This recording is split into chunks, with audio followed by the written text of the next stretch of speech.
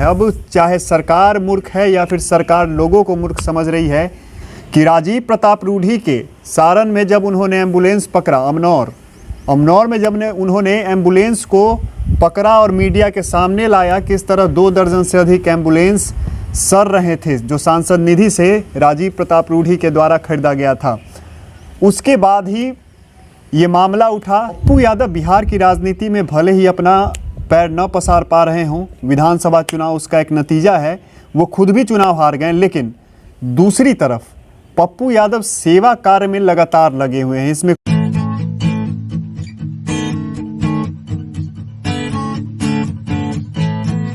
नमस्कार, एक बिहार से एक बड़ी खबर इस वक्त आ रही है। जाप सुप्रीमो पप्पू यादव को पुलिस ने गिरफ्तार कर लिया है। पटना पुलिस ने उन्हें गिरफ्तार किया है। जब कारण पटना पुलिस से पूछा गया तो उन्होंने कारण लॉकडाउन के उल्लंघन को लेकर बोला है कि लॉकडाउन का उल्लंघन पप्पू यादव ने किया, इसलिए उन्हें गिरफ्तार किया गया है। अब चाहे सरकार मूर्ख है या फिर सरकार लोगों को मूर्ख समझ रही है कि लॉकडाउन का उल्लंघन करने वाले लोग को, उस व्यक्ति को 8 थानों की पुलिस पकड़ने जाती है। यह बात उनके पार्टी के ही किसी लोग ने कहा है कि 8 थानों के पुलिस बल ने जाकर पप्पू यादव को पहले हाउस अरेस्ट किया और फिर उन्हें गिरफ्तार करके गांधी मैदान थाना ले जाया गया है। उनके उस थाने के बाहर उनके कार्यकर्ता हैं, बहुत बड़ी भीड़ लगी है। लेकिन बात जो आरोप लगाया जा रहा है पप्पू यादव के कार्यकर्ताओं के द्वारा कि राजीव प्रताप रूढ़ी के सारण में जब उन्होंने एम्बुलेंस पकड़ा, अमनौर में जब उन्होंने एम्बुलेंस को पकड़ा और मीडिया के सामने लाया, किस तरह 2 दर्जन से अधिक एम्बुलेंस सर रहे थे जो सांसद निधि से राजीव प्रताप रूढ़ी के द्वारा खरीदा गया था। उसके बाद ही ये मामला उठा। एक ऑडियो कॉल भी सामने आया जो राजीव प्रताप रूढ़ी के, जो बीजेपी के सांसद हैं, पूर्व केंद्रीय मंत्री रह चुके हैं, उन्हीं के एक समर्थक या फिर सारण जिले के ही एक भाजपा के कार्यकर्ता, एक नेता के द्वारा धमकी दी गई पप्पू यादव को और उनके जो एक पप्पू यादव के पार्टी के जो एक जिला अध्यक्ष थे, युवा जिला अध्यक्ष, उनको।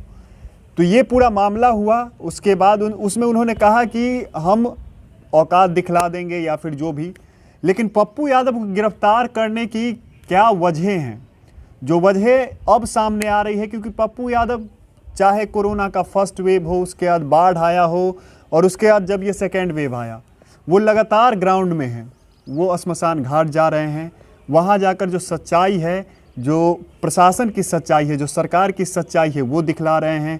वो मुजफ्फरपुर के SKMCH आकर जो अव्यवस्था है वो दिखला रहे हैं। वो PMCH जाकर जो वहाँ की अव्यवस्था है उसको वो दिखला रहे हैं। वो हर अस्पताल जा रहे हैं, छोटे से छोटे और बड़े से बड़े। दूसरी वजह जो सामने आती है कि रेमडेसिविर इंजेक्शन वो दे रहे हैं, मुफ्त में बांट रहे हैं। ऑक्सीजन सिलेंडर्स वो मुफ्त में बांट रहे हैं। एम्बुलेंस लोगों को ले आने के लिए वो दे रहे हैं। यहाँ तक कि वेंटिलेटर उन्होंने 8 से 10 खरीद कर रखा है और जिन्हें ज़रूरत पड़ती है वो उन्हें कॉल करते हैं और फिर उन्हें वो वेंटिलेटर्स देते हैं। पप्पू यादव बिहार की राजनीति में भले ही अपना पैर न पसार पा रहे हों, विधानसभा चुनाव उसका एक नतीजा है, वो खुद भी चुनाव हार गए, लेकिन दूसरी तरफ पप्पू यादव सेवा कार्य में लगातार लगे हुए हैं। इसमें कोई दो मत नहीं है और इसे कहने में भी कोई संकोच नहीं होना चाहिए। मैं खुद उनके राजनीतिक मंशा से सहमत नहीं रहता कई बार, लेकिन उनकी जो सेवा भाव है, वो लगातार जिस तरह से बिहार के लोगों के लिए सेवा कर रहे हैं, चाहे वो सांसद रहे हों, उस समय दिल्ली में जब उनका आवास था, सरकारी आवास में जिस तरह रैन बसेरा बना के रखे हुए थे, जो भी लोग बिहार से जाते थे उनको वहाँ पे रखा जाता था, उनको वहाँ पे सारी सुविधाएं दी जाती थी पप्पू यादव की तरफ से और पूरी तरह से निःशुल्क सुविधा दी जाती थी। वहीं जब वो बिहार वापस आए, बिहार जब सांसद से हटे और बिहार जब वापस चले आए, अभी भी दिल्ली में अभी भी उनका वो चल रहा है। जो भी लोग बिहार से जाते हैं, एम्स जाते हैं, कहीं जाते हैं तो वहाँ वो रुकते हैं। अभी वो बिहार आए, बिहार में चाहे चमकी बुखार हो, चाहे बाढ़ हो, कोरोना का वेव 1 या वेव 2 हो, वो लगातार लोगों के बीच जा रहे हैं। कोविड जैसे सिचुएशन में जब सेकेंड वेव में इतने अधिक संख्या में लोग मर रहे हैं, इतने अधिक संख्या में लोग संक्रमित हो रहे हैं, फिर भी वो लगातार लोगों के बीच जा रहे हैं। अस्पतालों में, यहाँ तक कि कोविड वार्ड में वो जा कर देख रहे हैं कि आखिर सरकार की क्या सरकार क्या कर रही है, लेकिन कहीं ना कहीं जब वो सरकार की पोल खुलती दिख रही है तब सरकार ने यह निर्णय लिया है।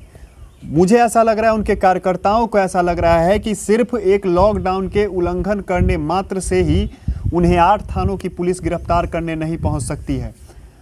दूसरी चीज़ कि इस पूरे मामले में कहीं ना कहीं सरकार ने जो कदम, या फिर सरकार कही या फिर पुलिस कही, उन पे एफआईआर दर्ज हुआ था, लॉकडाउन को लेकर ही एफआईआर दर्ज हुआ था। इस पूरे बिहार में पता नहीं कितने लोग बेवजह निकलते हैं, रोज घूमते हैं, उनका चालान काटा जाता है, मारा जाता है प्रशासन के द्वारा, लेकिन गिरफ्तार नहीं किया जाता। बहुत कम लोग ऐसे हैं जिन्हें गिरफ्तार किया जाता है। पप्पू यादव को गिरफ्तार करने के पीछे वही कारणें हैं जो मैंने गिनाई है, और ये सरकार की सबसे बड़ी भूल होने वाली है। ट्विटर पे 2 दिन, एक दिन रिजाइन मंगल पांडे और एक दिन #रिजाइन अमंगल पांडे, लगातार दोनों दिन ट्रेंड किया है ट्विटर पे। और इसके बाद कहीं ना कहीं सरकार दबाव में है। सरकार की जो व्यवस्थाएं हैं कोविड को लेकर, बिहार की स्वास्थ्य व्यवस्था हम सब जानते हैं, आम दिनों में भी लचर व्यवस्था देखने को मिलती है, लेकिन जिस तरह से अभी स्थिति है, खासकर जो एम्बुलेंसेज मिल रहे हैं पप्पू यादव के द्वारा 2 जगहों, सारण और दरभंगा में, के कहीं कीर्ति आजाद जो पूर्व सांसद थे दरभंगा के, उनके द्वारा सांसद निधि से जो एम्बुलेंस खरीदा गया था, वही उनको उजागर किया कि वो सर रहे थे। सारण में सांसद निधि राजीव प्रताप रूढ़ी के द्वारा जो एम्बुलेंस खरीदा गया था, लगभग 2 दर्जन से अधिक वो रखे हुए थे। वहीं अमनोर उनका जो अस्थाई निवास है, पैतृक गांव है राजीव प्रताप रूढ़ी का। हालांकि राजीव प्रताप रूढ़ी ने इस पे सफाई दी थी कि हमारे पास ड्राइवर्स नहीं है, तो पप्पू यादव ने फिर अगले ही दिन प्रेस कॉन्फ्रेंस करके लगभग 40 ड्राइवर उन्हें देने का बात कहा था कि हम आपको ड्राइवर दे रहे हैं, आप चलवाइए, इन्हें नौकरी दीजिए, ये लोग बेरोजगार बैठे हैं। तो ये सारा मामला चल रहा था, लेकिन आज एक खबर आई है कि पप्पू यादव को पटना पुलिस ने गिरफ्तार कर लिया है। कारण लॉकडाउन का उल्लंघन। अब इस कारण से आप कितना सहमत हैं वो आप सोचिए और बताइएगा जरूर कि कितना सहमत और कितना सही, या फिर बिहार सरकार हो, क्या यह आवाज़ बंद करने की ओर एक कदम है? क्योंकि पिछले कई निर्णय जो नीतीश कुमार के रहे हैं, नीतीश सरकार के रहे हैं कि अगर आप धरना दीजिएगा सरकार के खिलाफ तो आपको सरकारी नौकरी नहीं होगा, आप फेसबुक पे किसी जनप्रतिनिधि के खिलाफ लिखिएगा तो आपको गिरफ्तार कर लिया जा सकता है। तो इन जैसे निर्णय को लेकर अगर संविधान की बात नीतीश कुमार करते हैं या फिर भारतीय जनता पार्टी, क्योंकि सब साथ है, मांझी साथ है, मुकेश सहनी साथ है, सब लोग जब संविधान की चर्चा होती है इस देश में कहीं भी, तो ये लोग अग्रणी है जो बोलने में रहते हैं।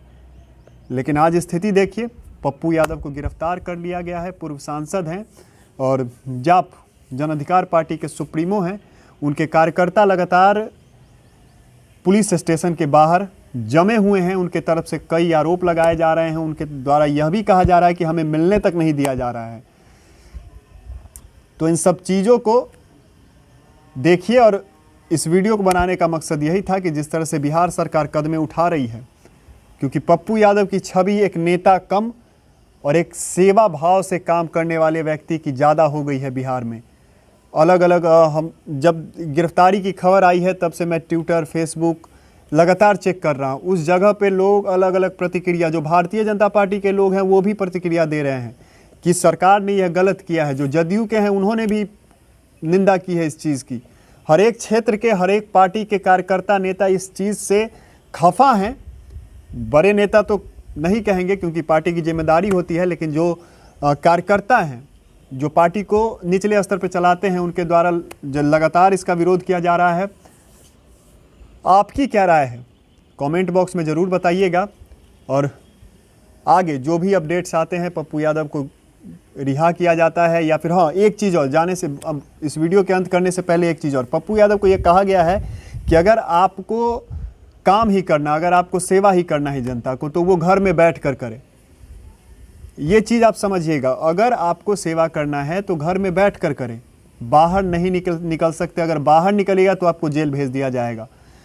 तो इन सब चीज़ों को ध्यान में रखिए कि घर बैठकर, मतलब साफ है कि सरकार की जिस तरह से पोल लगातार पप्पू यादव खोल रहे हैं, रोजाना कुछ न कुछ ऐसी खबर आ रही है जो लगातार पप्पू यादव लगातार सरकार की पोल खोलते दिख रहे हैं।